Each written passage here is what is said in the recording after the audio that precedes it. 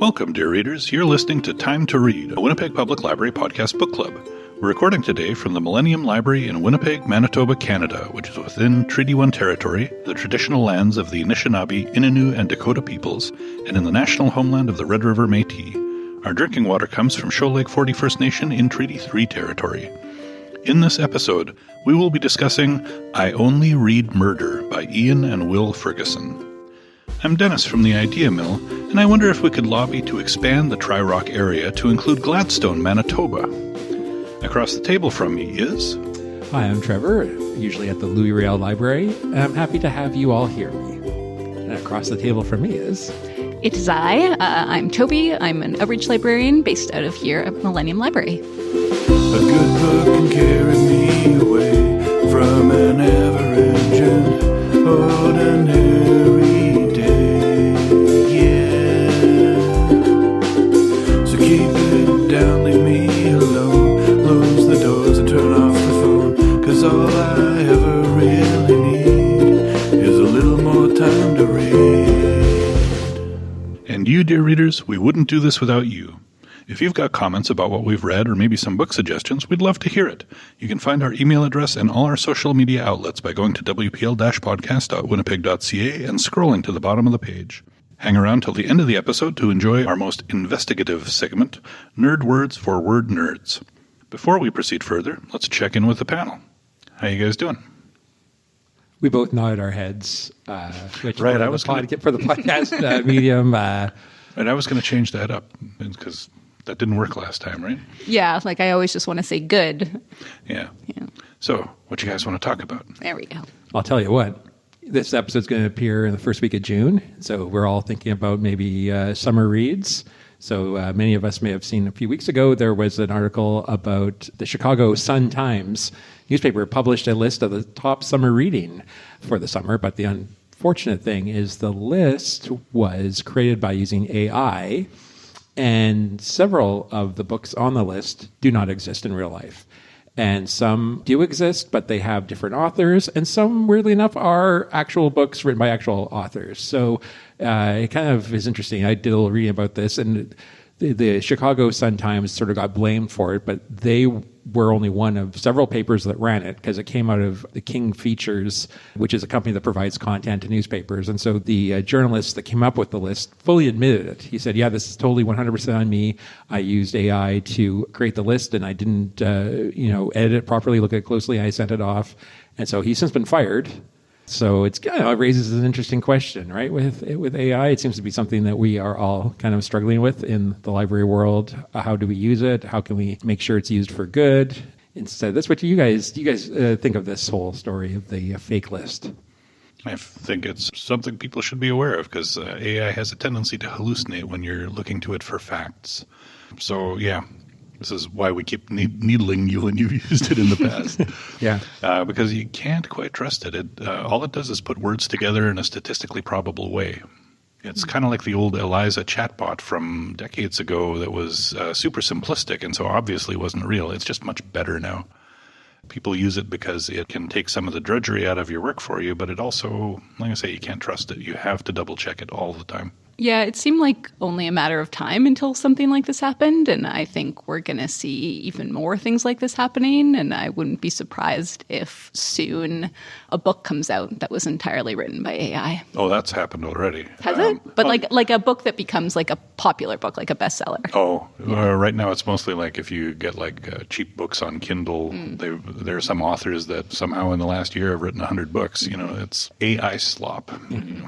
Well, it's interesting, too, because like a lot of the reaction to AI stories is to sort of blame AI as the villain. But it kind of comes back to, and it sounds like a shameless plug for libraries, is that, our job all along has been to vet information and curate information so that we know that what we're providing people is accurate and up to date and relevant. And, that hasn't changed. So rather than just saying, oh, never use AI or AI is evil, it is a tool. Some of us around this table may have used it from time to time to write synopsises for stories that we read. But it was interesting. I was going to mention just one of the fake books that was on the list. It was called The Last Algorithm by Andy Weir, who is, I don't think we've read him on the podcast, but we've talked about him, and I think we all kind of like him. We compared him favorably to Chris Hadfield, I think, when we did the Chris Hadfield. We were like, this Chris Hadfield book doesn't have anything on Andrew Weir, okay. I think.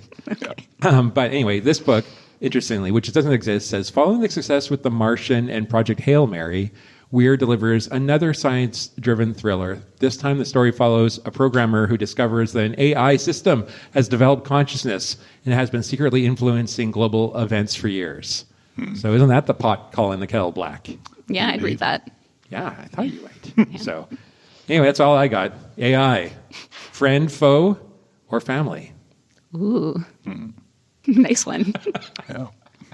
I only have to mention that after a very long wait, I finally read The Obelisk Gate by N.K. Jemisin. We talked about the 5th season many months ago, and we all really liked it. And I think we all read the second book, right? Mm-hmm. And I liked it so much that I jumped right into the third. And so now I'm halfway through The Stone Sky, which is also excellent. So good choice, me. Yeah. So we reaffirm our recommendation on that one. Yes. For the whole trilogy, really. Yeah, that episode is evergreen. Yep. Mm-hmm. And I have a little fun story to share. I always announce myself here as Dennis at the Idea Mill. I had a patron recognize me by voice in the Idea Mill just a little while ago. Wow. Yeah, so I was assisting someone who was going to use some equipment, and they're like, "Are you on the podcast?" Wow. That's great. And this is the first person who is not working at the library or related to a person at the library who's ever mentioned the podcast to me in person. So shout out to Hannah. Appreciate it. You really made my day. So, yeah. Oh, that's really nice. That's great. So I am a bit of a celebrity now, being recognized in places. It's nice to know that we're listened to actual people, not bots and whatnot. Mm-hmm. Yeah, and I also asked if she actually enjoyed the nerd words thing, because we always say it's the most popular segment, but we don't really know. And she said she did enjoy the nerd words. Nice. So, hey. I have always wondered why you call it the most popular segment. Because that's what Alan always said. Oh, okay. Yeah. I just kind of carried over the tradition. All right. I thought maybe you had gotten some letters. No, Alan kept saying it, so I just kept going. Fair enough. Okay. I could change that. Yeah. Anyway, now we're getting into the proper part of the podcast where Toby is going to tell us about the author. Authors, you're right. And then after that, Trevor will give us a summary of the book. Okay, I'm going to start with Will Ferguson because he has the longer biography. He's done some more stuff than Ian. So he was born in Fort Vermilion, Alberta, which is a former fur trading post. He was the 4th of 6 kids. When he was 5, his parents divorced, and his mother, with the help of his grandmother, raised all 6 children by herself. After finishing high school in Red Deer, he joined Katimavik, the youth volunteer program, which, as he says, paid $1 a day and all the granola we could eat. The following summer, he joined Canada World Youth, an overseas exchange program, and went to Ecuador. Following his time in South America, he returned to Canada and studied film production and screenwriting at York University, earning a BFA in 1990. After graduating, he went to Japan to teach English. This is where he met his wife, Terumi Matsumoto, who he married in 1995. While in Asia, he backpacked across Korea, Malaysia, Indonesia, and mainland China. Ferguson and his wife returned to Canada and settled in the Maritimes. In 1997, he wrote and sold his first book, Why I Hate Canadians, which tackles subjects from Canada's favorite inbred royals to the mighty beaver as national icon, from sex in a canoe to all-Canadian superhero Captain Canuck. That year, 1997, his first son, Genki Alex, was born, and the family moved back to Alberta. His second son, Yuki Alistair, was born in Calgary. He soon published 2 more books, How to Be Canadian in 2001, co-authored by his brother Ian, and his first novel, Happiness. Many, many more books followed in a variety of genres, from fiction, mystery, travel books, and memoirs. He won the Stephen Leacock Memorial Medal for Humor 3 times, for 2001's Happiness, 2005's Beauty Tips from Moose Jaw, and for 2010's Belfast. Beauty Tips from Moose Jaw also won the Governor General's History Award, and his book 419 won the Giller. In 2010, he was the head writer for the Winter Olympics in Vancouver and penned material for William Shatner and Michael J. Fox. And he lives in Calgary with his wife and sons. And now Ian. Ian is the older brother of Will Ferguson, so much of the same early biographical information is the same. He studied set design at Mount Royal University in Calgary and then went to the University of Alberta, where he earned a BFA in acting. He also has an MFA in theatre directing from York University. Like his brother, he's written several books in several genres, including memoir, humor, and fiction. He also won the Stephen Leacock Award in 2004 for Village of the Small Houses, a biography about growing up in northern Alberta. During the pandemic, when they were both stuck at home, he and his brother decided to collaborate on a cozy mystery. The first book in the series, I Only Read Murder, was published in 2023. The second, Mystery in the Title, was published in 2024. And the third, Killer on the First Page, is coming out later this year. He has also worked in television, film, and theater. He produced and directed She Kills Me, a TV series that aired on APTN, and wrote, directed, and produced the documentary Gone South, How Canada Invented Hollywood. He also created and directed the popular live comedy show Sin City, the live improvised serial, which ran from 2011 to 2019 in Victoria, and that's where he currently lives. Mm-hmm. So there you go. All right, so here's the summary of what this book, I Only Read Murder, is all about. Miranda Abbott, 2 T's, is a once famous, now failed actress. Best known for her now canceled television series Pastor Fran, in which she wore sexy outfits while solving crimes and karate-chopping criminals, she's been out of work for a while, recently turning down a fiber supplement commercial in fear it would sound the final death knell of her career. Out of the blue, she receives a note from Edgar, her estranged husband, to return to the small town Happy Rock, where he now lives and runs the aforementioned bookstore, I Only Read Murder. And so she leaves LA, and she was going to be evicted anyway, to go see him. Once there, she's shocked to discover that he wants a divorce, and in hopes of winning his heart back, auditions for a local theater company with the intention of wowing him. But we learn early on in the book that this won't be a simple production. Happy Rock has a strange way of doing things, including running the same play for 10 years straight. But what makes this year different is the untimely death of one of its lead actresses before opening night. Mm-hmm. There it is. So, how do you guys find it? I don't know. Where to begin? I hated it. I hated it times 2. Okay, Really? all right. Okay. Now, Dennis? I'm going to say, first of all, a book with 2 authors. I already hated it. And I'll tell you why. It's because we all know from school, whenever you have a group project, there's one person that does all the work, and there's one person that slacks off. So someone has to have written this book. And I don't know if it's Will Ferguson. I don't know if it's his brother Ian. And that bugged the heck out of me. Like last summer, you might remember we did the how to win or end the lose the time war. Yeah. And I was ready to hate that one until I realized that the 2 authors went back and forth writing different chapters, playing. And then I was like, okay, I get that. This one guy writes one chapter, and then she writes the next one, and I got behind it, and I quite enjoyed that book. And my AI self also enjoyed it and had some good things to say. But so that was my first thing that put me off, is that the 2 I never know who's writing what, and I've never liked books that have been co-authored. I love Stephen King. Never read that book that he wrote with Peter Straub called The Talisman, because I just couldn't tell. Okay, what's Stephen King doing here, and what's Peter Straub? Am I saying the name right? Straub, Peter Straub. Straub. I think. I don't know. All right. Anyway, so that's the least of this book's problems. The other problem is it's a cozy mystery, or is it? Like, either be it or not be it. Like, is it being a pastiche of cozy mysteries, or is it being a genuine cozy mystery? And I felt like it wanted it both ways. It didn't get it either way. And also, it's a little bit of advice for a mystery. You got to have a murder in it. You got to have a murder in it in the first maybe 10% of the book. Page 177. Yeah, more than halfway through, the person dies, even though we've been told from page 1 someone's going to die. So, I felt like, do you guys ever play those video games where it's like quest-based and you have to go up and talk to people and they give you a little information, but for whatever reason, you just don't know what you're doing and you end up talking to people and you kind of never figure out what you're doing? This town of Happy Rock was that for me, where she's going around, like, talking to people, gathering information that doesn't seem to make any sense. Why? I mean, the reader knows that there's going to be a murder. Mm-hmm.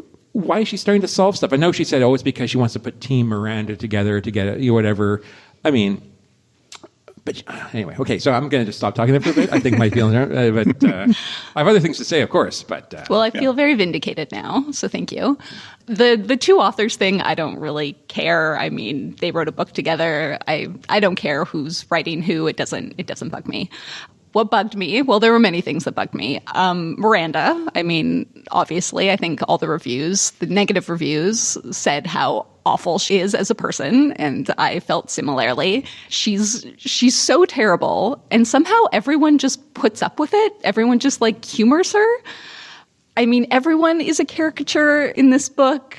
It's supposed to be funny. I didn't find it funny. I found it very cringy. Sometimes the jokes were so bad that I didn't even get them. Like, I would reread it because there was a joke in there and it didn't make any sense. I thought the writing was poor. I felt like it didn't flow very well. There were a lot of non sequiturs, although this could be because I wasn't enjoying it and maybe I wasn't paying that close of attention. So that might have something to do with it. But yeah, this was the closest I've ever come to DNFing a podcast book. Yeah. Okay. I was wondering how this would come down because I read it and I absolutely loved it. What? I absolutely loved it. Before I read this book, like as a kind of a calibration book, I was going to read a mystery, and I thought, do I read one that's kind of a generic cozy, just to have my expectations kind of neutral? But no, instead I read the Third Thursday Murder Club book because I liked the Thursday Murder Club a lot. And I enjoyed the third book. And then I come to this book. And I loved it. Like, I don't think it started off fast. You mentioned before it's kind of a pastiche in a lot of ways. And that's the thing. This book to me was a love letter to cozy mysteries by people who loved cozy mysteries. Yes, the characters were stereotypical. You had the gossip, and you had the doofus, and the sheriff who's kind of bumbling but gets to work, and the person who's trying to be romantic but it's not working and it's not going to work. There were a lot of stereotypes, yeah, but that's because it is like trying to create the essence of a cozy mystery. Miranda is a delusional, narcissistic person who's oblivious to the people around her and has unrealistic expectations about what she can accomplish in life. That's just it. The characters in this book are meant to be somewhat cartoonish. It's not meant to be realistic. Cozy mysteries never are. Some of them are flatter because they're trying to take themselves too seriously. This was meant to be like light and funny. When I was reading it, it went along for a while, and at first I was kind of like, okay, we're counting down to a murder. That's a little unusual, but it is something I've seen before, like in Agatha Christie. And that's the thing. There were a lot of references in this book. When I was reading the reviews on Goodreads, that's when I realized that a lot of people didn't like this book, and I was kind of shocked. A lot of people were complaining about Miranda as an unlikable character and the stereotypes. My theory on that was I think a lot of the references in this book, a lot of the humor in this is reference-based. And I think that it's actually kind of a specific target that this would really suit with.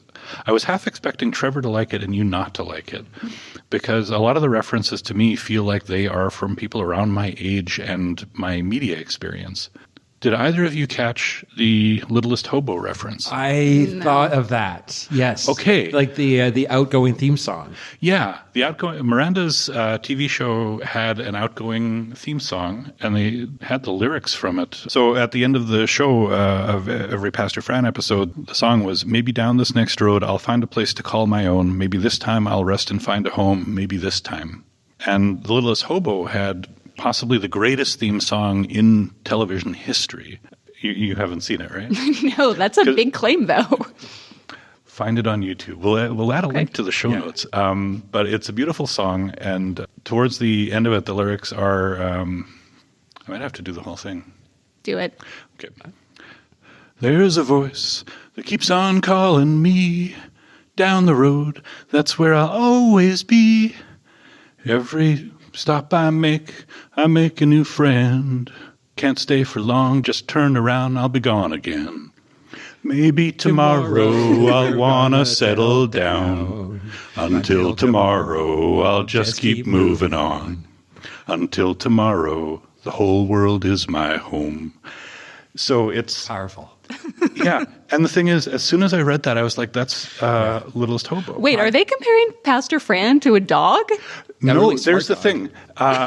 There's the thing. They created this show, and they clearly, if you take it as taking place in our world, they ripped off what would be in LA a lesser-known TV show and used that as an element in the story.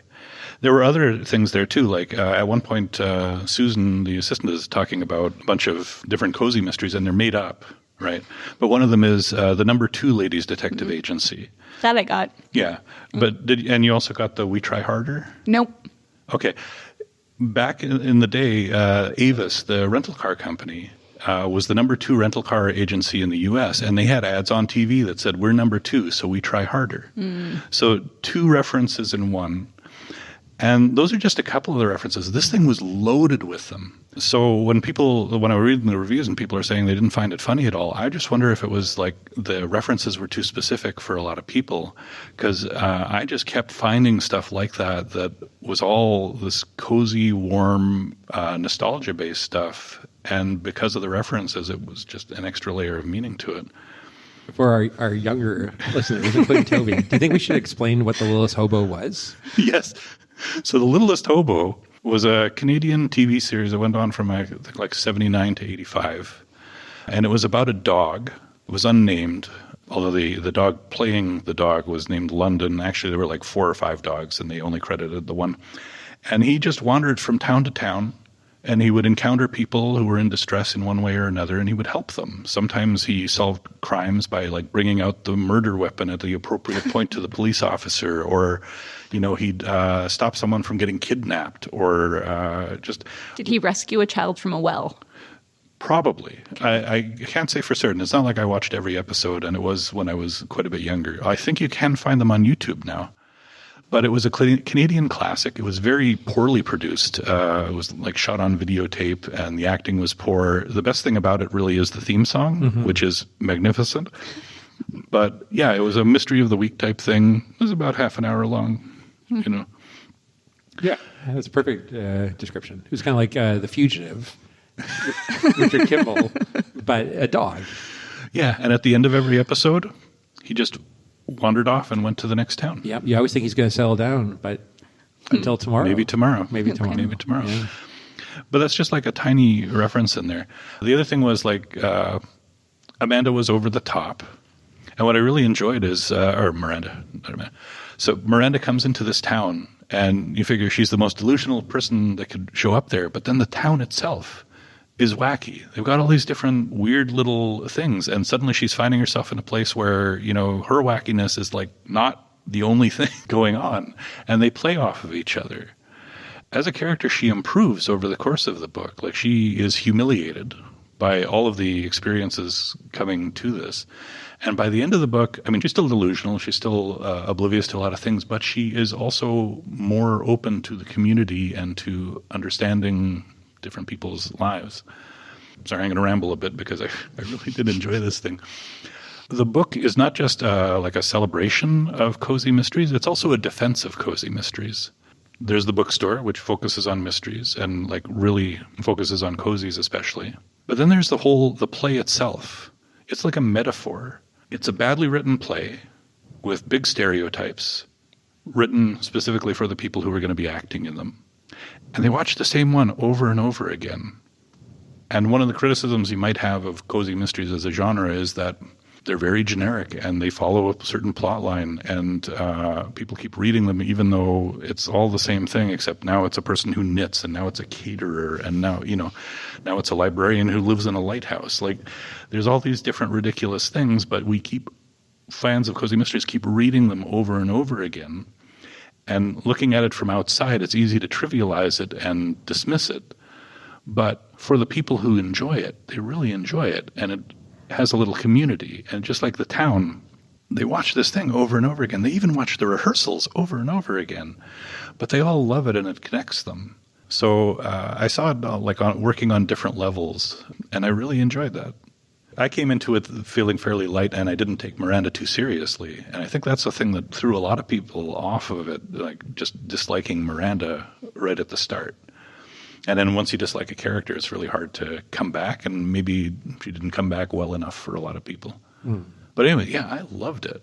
But I understand that, like, I look at the reviews, and a lot of them were square in the middle, thought it was mediocre. A lot of people hated it. A lot of did not finishes in the Goodreads reviews.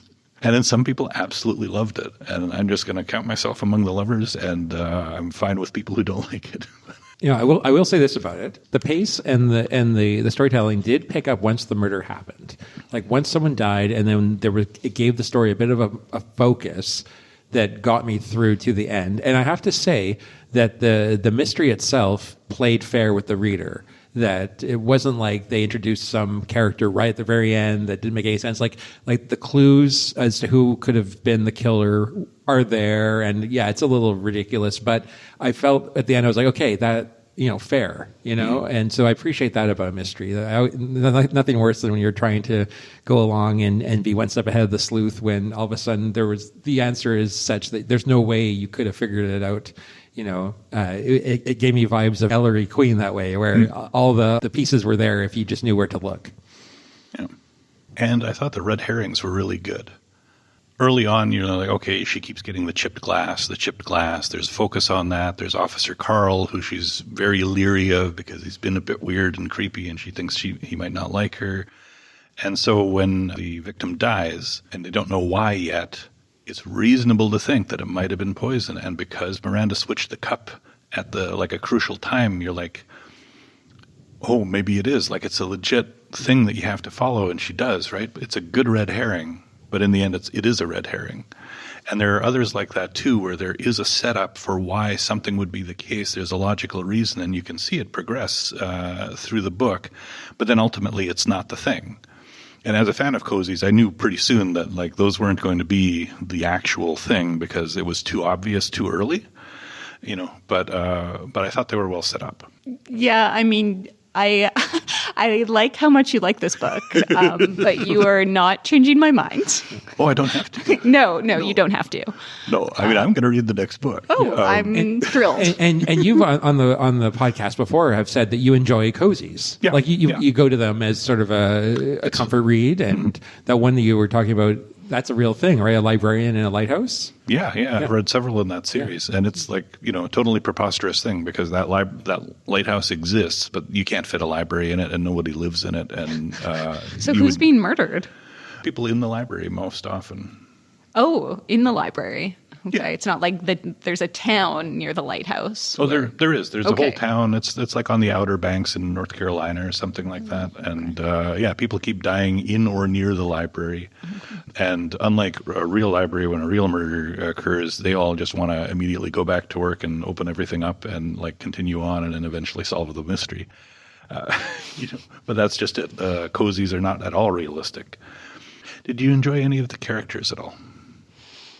I didn't know them well enough. I mean, there's so many, and they all kind of boil down to a one-liner. It's like there's the journalist with the green hair, there's the teen guy with the acne, there's the high school drama teacher. And so I didn't feel close to any of them. Well, they did develop a bit over the course of the book, no? A little bit, but I mean, I should have been more open-minded perhaps when I was reading this, because I feel like I disliked it from the start, and then I was just resentful every time I had to pick it up. And so I was just angry at everything that happened constantly. So no, Toby is never going to let me pick your book again. I do see that Miranda changes throughout, which I appreciate, but there were no characters that I was like, oh, I like this person. I mean, maybe Susan, she seemed a little quirky. I mean, they were all quirky. Yeah. Yeah, I think if they didn't portray Miranda so terribly in that first chapter, maybe I would have come around to liking her. I never did bounce back. Like you said, maybe sometimes I the way that she treated her assistant. Her gay assistant. Yeah, which, is like a stale joke that gets repeated more than once. Where it's whatever, she's of a different generation, and we have a little chuckle over that. But then we don't have to hear it again and again. Does it get funnier? I don't know. But any characters? I don't know. I mean, I guess... No, I can't... There really wasn't anyone... I mean, maybe if I want to learn more about any of the characters, maybe Edgar. I would have been interested to maybe know a little bit more about what his life was like in the last 15 years, living there, and not them, but I don't know. I just could have thought, I liked his story about when he saw this little town on his honeymoon and saw this place that he thought could be a bookstore, but then his wife had other ideas. You know, one of the other things I enjoyed is that a lot of times in cozies or mysteries in general, like when you're investigating, you're looking at like sinister motives for everything. Which Miranda does. Like, she comes from that, background of expecting duplicitous behavior, but just every time she's looking for something, it turns out it's all innocent and positive.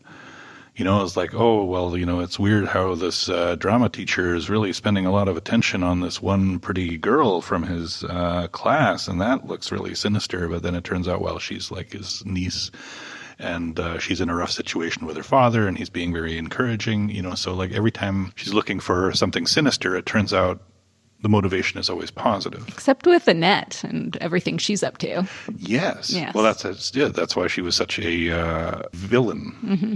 Yeah. And such a villain that she could even shut down everything. Yeah. The bookstore, the mechanics, and Miranda. Just took the wind out of Miranda's sails and bullied her and, helped humble her, which, was an important part of the character growth. And with a lot of like the tropes of a cozy is that the person that is killed, often there are many people that would have good reason to having her killed, so that you do have a lot of suspects. So that part rings true. Yeah. How old do you think Miranda is? It's funny. I was talking to my boss about this, and she had started reading it and also stopped and did not finish because she couldn't stand the character. But she was talking about her as if she was like in her 60s or something. But from reading the book, I think she'd probably be about 45.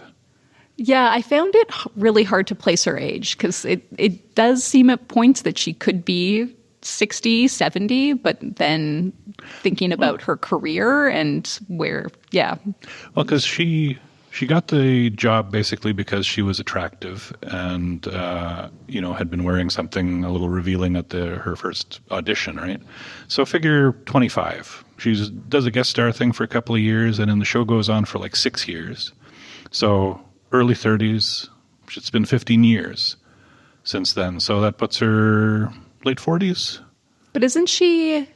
Her agent wants her to play the grandmother. Yeah, but that's why she's so mad. Yeah, okay. And he says something about, well, once you hit your 40s or your mid-40s or something, then it's these are the types of roles you get, which, comment on women in show business and the way that they're often cast and treated at a certain age. So, yeah, I figure her 50 at the max, right? Also, she's still in good enough shape that she can climb up and through a window and not, like, really injure herself. So that kind of works, right? Not graceful doing it, but gets through the window. Yeah, so I figured something like that. Okay, that tracks. I couldn't figure it out, and No, it doesn't say explicitly. Yeah. There is one criticism I have is that the descriptions of the characters weren't necessarily that fulsome. All I really knew about her was that she had red hair and had great gams back in the... Yeah. And then the other guy was named Rodney, who just referred to as being lumpy. that kid that was like the stagehand or right, or whatever at the theater. Any other commentary? Or? I was confused by the foreshadowing in this book. Like, I wasn't quite sure why. Like, we know this is a mystery, so there's going to be a murder anyway. Like, we know that's going to happen. Is it to increase suspense or tension? Because if so, it wasn't doing that. I wasn't quite sure where it fit in. I wasn't sure. I was thinking about, like Agatha Christie has a book called Towards Zero, which is something like that, where the main crime in the book is actually really towards the end. It's been a long time since I read it, so I don't remember all the details, but she said something early on in the book about how people were always focused about going backwards when there was a crime, and this book essentially was going forwards towards the crime. So to me, it felt a little like a reference to that. I saw one review pointed out that the format of the book mirrored the format of the Pastor Fran episodes, because Pastor Fran said that the murder always occurred in the middle, or Miranda said it always occurred in the middle of the episode, and you spent the beginning of the novel trying to figure out who was going to die. And then, that's cool. I didn't pick up on that. No. I kept thinking, like, the murder has to happen earlier. Why are we already halfway through the book? It was making me frustrated. Yeah. Well, but again, the clue was there right early on. She spelled that out when she was talking about how the show had gone. For a quick read, it had a lot of hints and references all the way through. And a lot of little teases, too. Like at one point, the stereotype about small towns and not being very worldly, and they're talking about the costume designer who has an Indian name. I forget her name. Oh, Harpreet. Harpreet, yeah. And one of the characters is like, yeah, she brings a real exotic touch to it. And that's kind of one of those words that's a little like, using exotic to refer to people from Asia as kind of an othering type of thing. And Miranda goes, exotic? And she goes, yes, she's from Portland. So they teased a lot of things and just went a little to the side with them to just break the expectation a little bit. And they did that a number of times with a number of the different characters, which I enjoyed. It's the little things, I think, that either make or break this for readers. Not for me. Not for me. No, I'm not trying to convince you to like it. No, honestly. Yeah. I'm just trying to express why I liked it. Anyway, I feel like discussing it further is painful to you both. And I think I can summarize quickly by saying I heartily endorse this book, and Trevor and Toby say don't even bother. And maybe you also have to be of a certain age to get all of these references, because they went over my head. Oh, I got them. Oh, yeah. Well, I didn't get all of the references. Like I said, there's so many. Like even when they just came up, I was thinking, well, Edgar, right? That's the name of the mystery awards, or the Edgars. Little things like that. I'm sure it's chock full of it, but... yeah, I would not. If someone said, "Oh, I'm looking for a mystery," there are so many other series that I could recommend. Even if it's a cozy, I don't know. I don't know. I would not recommend this one because it had 1 out of 3. It had 2 authors. That's my main. It only got worse from there. Okay, well, there you have it, listeners. Very divided opinion today, but that's okay. Different books for different people. I guess that also changes a bit the way we do can you also tell me a book I would also like? Mm-hmm. Now I'm curious how you guys are going to handle that. Or are you going to tell us a book you'd like better? Every book. The thing is that, I struggled with my book recommendation because I'm like, do I recommend something else that's shitty? Or do I recommend something that I think you're going to genuinely enjoy? So I was curious a little bit about the history of cozy books, and I guess, the golden age of mysteries is sort of like the 1930s, where you have like the Dorothy Sayers, you have Agatha Christie writing. They wouldn't be considered cozies, but they're kind of like proto-cozies in that they had all the elements of a cozy. They're usually an amateur sleuth in a small setting where a lot of the crime and violence is done off the page.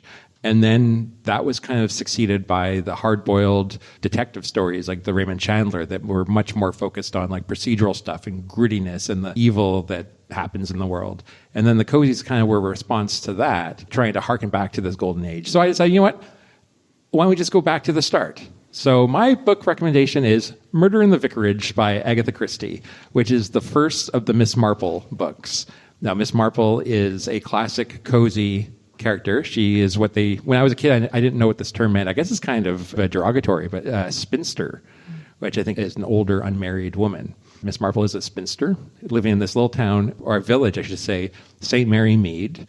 I guess if you were unkind, you'd say she was a busybody, but she just observes and sees things that maybe other people don't. So just like in I Only Read Murder, an obnoxious person is killed who nobody likes in the town, and Miss Marple is on the case, I guess is really all I can say. So I recommend it. I would recommend any Agatha Christie, honestly. I think I've recommended Agatha Christie before on this podcast. Every summer I try to read or reread at least one because it is comfort food for me, and I enjoy them. You can't go wrong with Agatha Christie, but if you want to start with where Miss Marple begins, Murder in the Vicarage. Have you read all of the Agatha Christie books? I don't think so. Okay. There was a time my mom's best friend had, I'm not even joking, a steamer trunk full of Agatha Christie paperbacks when I was in junior high, and I borrowed the trunk and I read through them. So I read all the things that were in Val's trunk. I couldn't tell you if that was all of them. But I think she wrote at least 80. I'm not sure. Yeah. I never really kept track. After a while, you can't read too many of them in a row because they are so formulaic.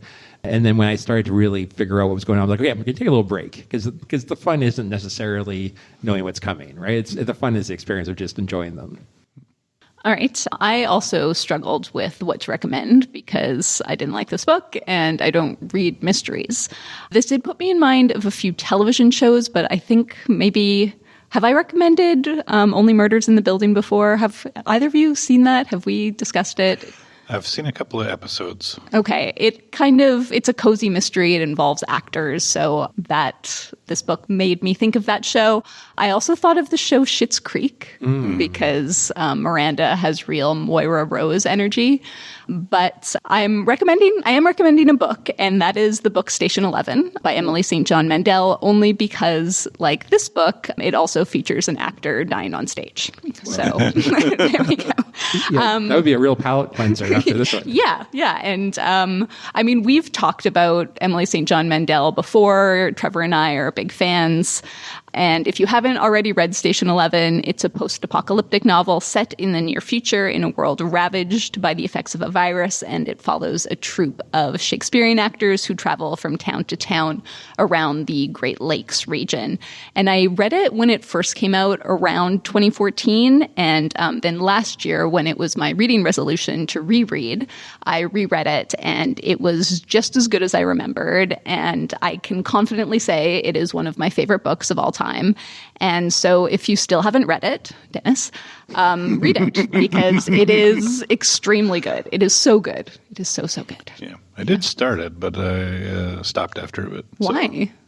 It wasn't grabbing me at the beginning. Oh. Have you read any of her books? No. No. Yeah, I keep meaning to go back to it because you two think so highly of it. But, she's a magician. She just weaves these disparate storylines together in just the most creative and unusual ways. She's amazing. And don't be put off by any of the interviews you may watch of her. Oh, is she weird? Well, she has kind of a real squeaky voice. Okay. I rarely judge my authors by their physical voice. Yeah. Okay, so reading I Only Read Murder, I did have the sense that the authors were likely great fans of Agatha Christie, because how can you not be? But also, there were a lot of references in the book, too, that I think harken back to Christie. But what do you recommend? And Trevor's already recommended Miss Marple. Of course, their most famous book is Murder on the Orient Express, which is a Poirot story, which is not a cozy, but it's like a limited number of characters in a small space with a surprising ending. One of my personal favorites was And Then There Were None, which I think is one of you could argue it's a locked room type mystery almost. Locked Island. Locked Island, yeah. Bunch of people on an island, mysterious notes, and I'll just say a lot of people die. What I'm going to recommend instead is something that I don't think gets as much attention as her other stuff, and that is The Man in the Brown Suit.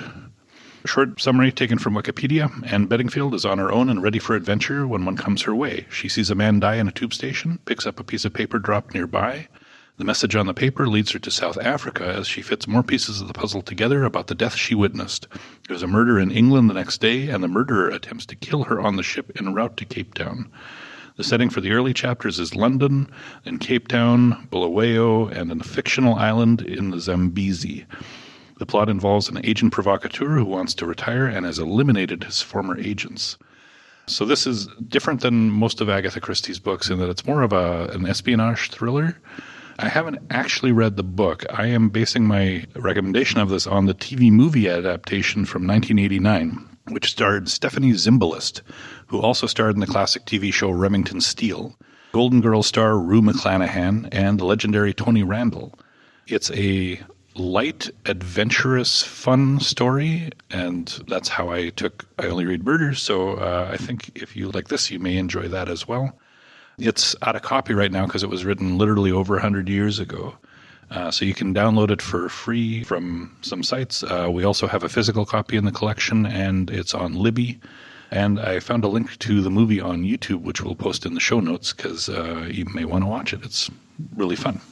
Yeah, Agatha Christie also, it sounds like that book that you're recommending dances along the lines. She had another series regular. They're like a husband and wife team. I think they're called Tommy and Tuppence, and they are very like espionage heavy stories too. So those ones she's not known for, but she did write a few of those as well. Yeah. Now, the reviews for The Man in the Brown Suit back in the day were also quite critical of her, saying, like, get back to Poirot. Give us more Poirot. We don't want this other stuff. I still think it's worth reading. And so now for everyone's favorite segment, Nerd Words for Word Nerds, where we investigate our vocabularies to bring out our favorite words and phrases for you, our listeners. Who would like to share their word? At one point, someone in this book, I think it's the play director, Judy, she's described as a fire plug, which is a word I'm unfamiliar with. So I looked it up, and it's a fire hydrant. That's all it is. And it, I guess, can also informally be used to describe a short, stocky person, which I guess is why it's used here. But I have never heard a fire hydrant be referred to as a fire plug. So have you? Have you heard that? No, Yeah. you have? Have you? No, I'm so glad you made your nerd word, because I clocked that as a word that I didn't know. I meant to look it up and I never did. There you go. So yeah, So Toby's taking care of that for you? my personal library. Yeah, so that's it. I was a little uninspired this month, and I blame this book. That's okay. My nerd word this month, it maybe has a bit more of a story to it. And I took my word not from the book that we read, but from my book recommendation, Murder in the Vicarage, because there's a character in the book, a young woman whose first name is Lettice. And it's spelled Lettice. And I thought, I've never heard that as a name before, so I had to do a little digging. Sure enough, in the 19th century, it was a unique feminine name. Could it be Lettice? Lettice. I'm sticking with lettuce. I've not looked it up, but maybe if our listeners correct it. It's a variant of Letitia, which comes from the Latin. It's a Roman goddess, Letitia, who is the goddess of joy, gladness, or jubilation. And she is often shown with greenery to depict the abundance of seasonal decorations that many sites would include. So wreaths of flowers or leaves are commonly worn at festivals or holy rituals. So lettuce, Letitia, the plant. But here's something else I found interesting, is that it actually goes back even further than Rome to the ancient Egyptians, where there was an Egyptian god of fertility who was called Min. He would eat lettuce all the time, and lettuce was seen as an aphrodisiac. Let me just quote exactly from the Smithsonian website. It allowed Min, the Egyptian god, to perform the sexual act untiringly. So this guy ate a bunch of lettuce. He couldn't stop. In Greco-Roman times, it was served at the beginning of meals, as it was seen as an appetite stimulator, along with other types of stimulation. But weirdly enough, it was also commonly served at the end of meals, as it was also thought to be a sleep stimulant. So I don't think you can have it both ways. I wonder what kind of lettuce it was back then. Time won't allow me to go into it, but it was not like the lettuce that you No, it's and not I... going to be like iceberg lettuce. and romaine. It was... There was kind of... it was different, but it was green and kind of more like, I don't know, phallic shapes, I guess, is what it's been described to me from the internet. You guys probably noticed already that lettuce is also a slang term for money. And I only realized this because, American money is grain. So do you have any lettuce? It was also apparently alluded to marijuana in the sort of 1930s. The devil's lettuce. The devil's lettuce. And also this one, I like jazz cabbage. Yeah. So, I could go on and on. But Wait, jazz cabbage is lettuce? Jazz cabbage is marijuana. Oh, okay. Yeah, that makes more sense. Yeah. Yeah. Like I said, I could go on all day, but this is really just the tip of the iceberg. Oh. Good one. Strong finish. My word this month is inspired by Miranda's relationship with the world around her in this book, and that word is oblivious. Merriam-Webster offers two definitions: lacking remembrance, memory, or mindful attention, or lacking active conscious knowledge or awareness.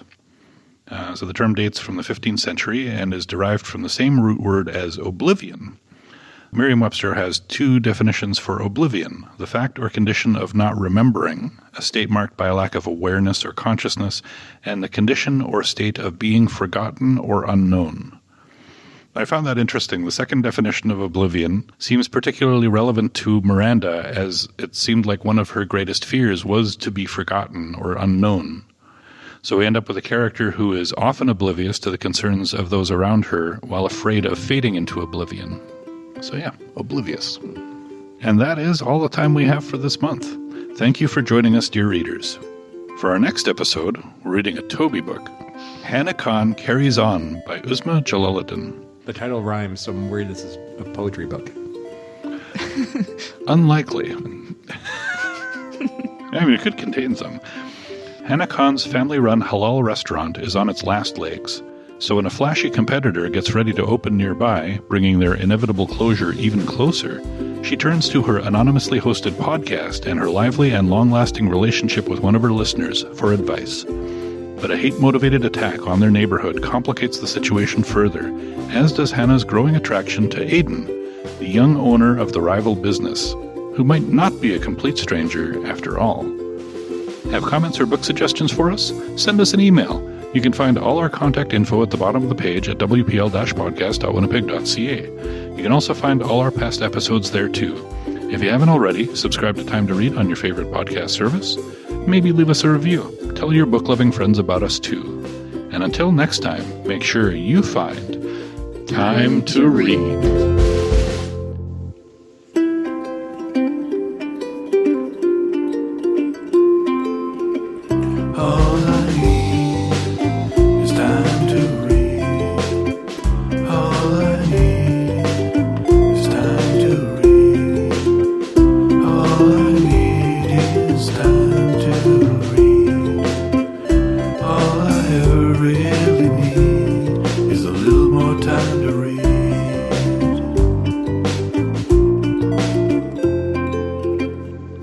Yay.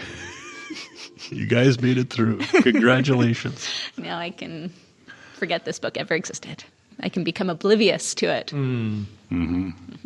No, when I finished reading it, I thought this was a fantastic book. I'm so happy. And then I went to Goodreads just to bask in the positive reviews. And it's like, oh my. It's like, okay. And then I thought, okay, well then how are Toby and Trevor going to react?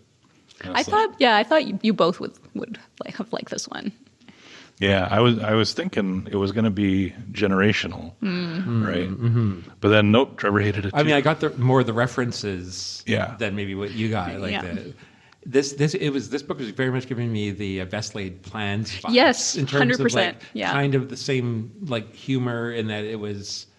Well, you see, and that's the thing. I saw someone say in one of the reviews that it was for fans of Terry Fallis, and I thought, no.